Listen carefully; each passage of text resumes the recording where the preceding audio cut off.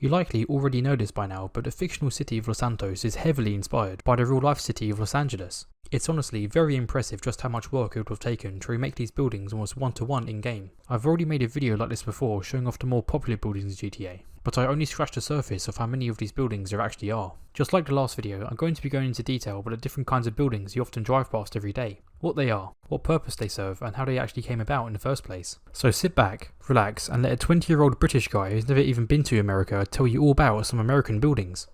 We'll start this off with the Vinewood Casino and the Vinewood Racetrack just next to it. This whole place seems to be heavily inspired by the Hollywood Park Casino and Racetrack in Inglewood, California. It has loads of similarities, such as this iconic hole in the roof, and this cylindrical parking garage in the back. The racetrack was first opened in 1938, and the Hollywood Park Casino was constructed next to it 56 years later in 1994. Despite being around for over 70 years, the racetrack would be demolished between the years of 2014 and 2016, and turned into an entertainment district of sorts. Quite interestingly, the casino stayed in operation and was fully refurbished and upgraded in 2016. This has a big resemblance to how the Vinewood Casino was upgraded and fully transformed into the Diamond Casino in 2019. I think that this is the first time that a building in GTA 5 actually changed in accordance with its real life counterpart. Now if only the same were true for the Mile High Club building. The next building I want to cover is just a stone's throw away from the casino. This peculiar looking building is called the Badger Building, owned by the in-game cell phone company Badger. This building takes inspiration from the Capitol Records Tower in Los Angeles, on top of it being described as the world's first circular office building. With its strange curved awnings and massive spike at the top, people have noticed a resemblance between this and, quote, a stack of records on a turntable with the spindle pointing skywards. This resemblance, however, was apparently just a coincidence. At the very top of this spike is a light that blinks in Morse code. The word it spells out is Hollywood. The in-game version also has a blinking light, but disappointingly there's no message to be deciphered. It just blinks in regular on and off intervals. It would have been a nice detail if this light spelled out Vinewood or something. Just around the corner from the Badger Building we can find one of the more iconic places in the game, a place where you can watch the occasional cosplayer and full feature-length films. This is the Oriental Theatre. This building is pretty obviously based on the Grauman's Chinese theatre, which is smack bang in the middle of the just as iconic Hollywood Walk of Fame. This indoor movie theatre, as well as having one of the biggest movie screens in North America, has seen its fair share of film premieres, including the 1977 launch of George Lucas's Star Wars. It's a place that's famous for its red carpet premieres, in which celebrities and actors, usually those who starred in the film that's premiering, will come to see the film for the first time. This event is replicated pretty well in the GTA mission Meltdown. Since we've already mentioned the Walk of Fame, we might as well cover it here too. The Hollywood Walk of Fame is an area of pavement spanning 1.3 miles which is dotted by over 2,700 stars. Every one of these stars contains a name of a famous person who has in some way significantly contributed to the entertainment industry. This includes motion pictures, broadcast television, music, radio and live performances. These stars have been replicated pretty well in game. However, I've noticed that some are a little bit dodgy looking. There are only 326 stars here, 131 of which aren't named. The ones that are named show the many famous celebrities that appear throughout the GTA series, as well as some random joke names thrown in there for good measure.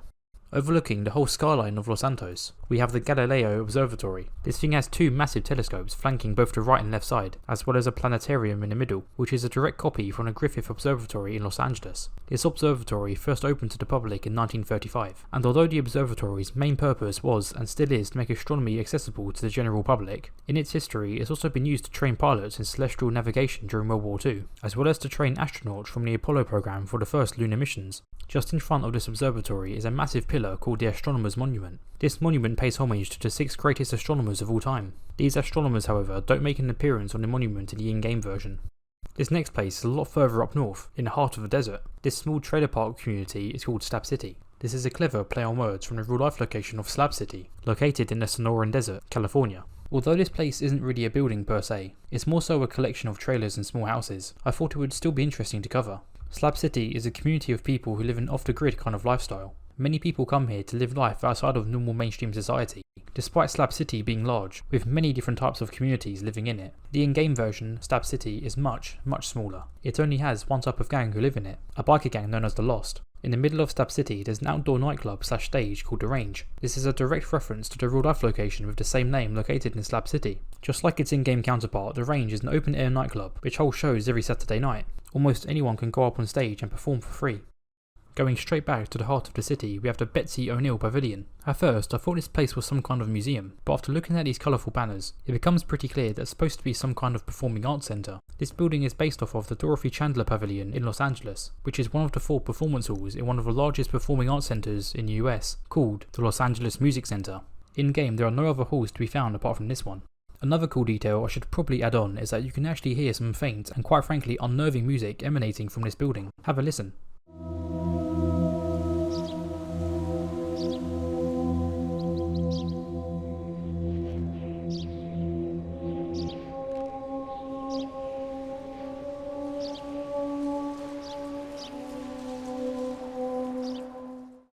A little ways north from here we can find the Epsilon Center, a place that constantly blasts this loud but rather calming music at all hours of the day. This is one of two known HQs for the infamous in-game religious cult called the Epsilon Program. The building itself seems to closely resemble the Scientology Celebrity Center in Hollywood. The center was opened in 1969 and has been opened to the general public ever since, but it is mostly intended for individuals with celebrity-like status.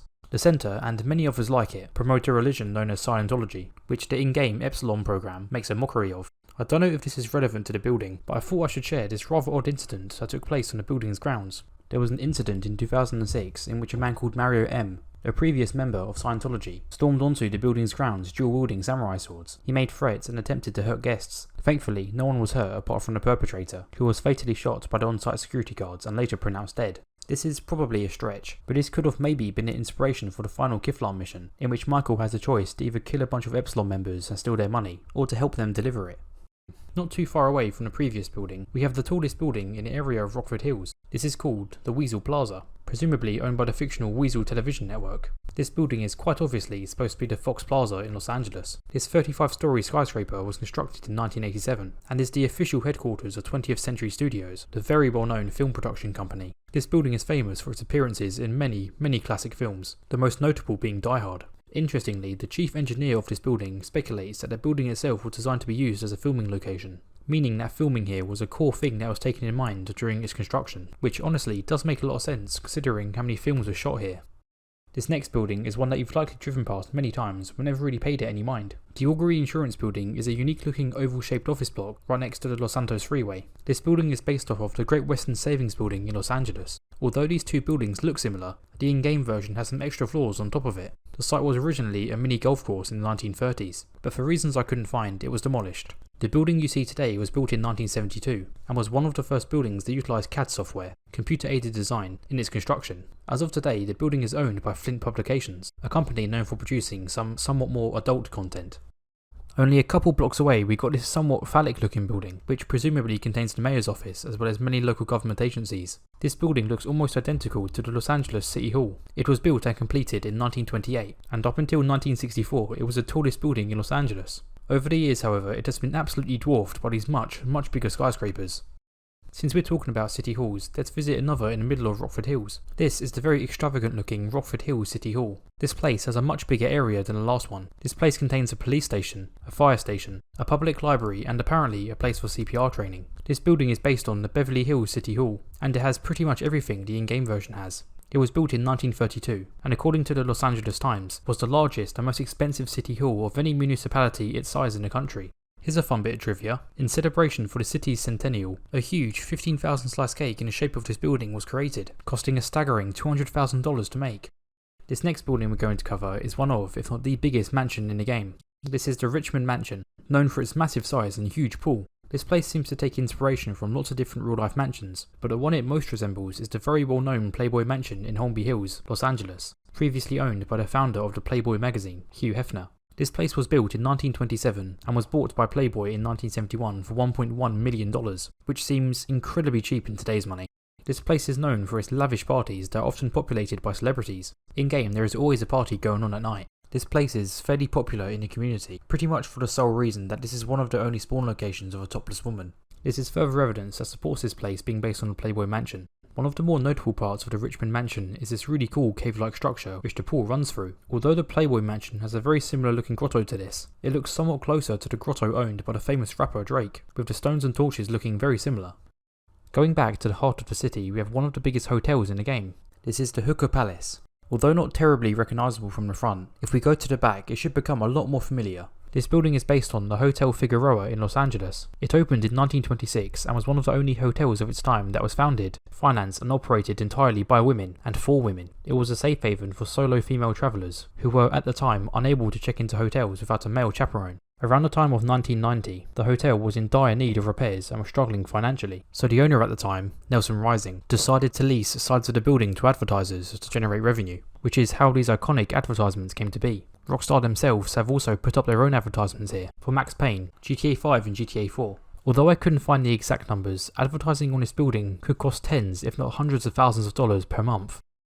Okay, that should cover most of the popular buildings in the game. However, if there's any more that you think I should have included, then by all means let me know in the comments. Anyway, I hope you enjoyed this video and I'll see you later.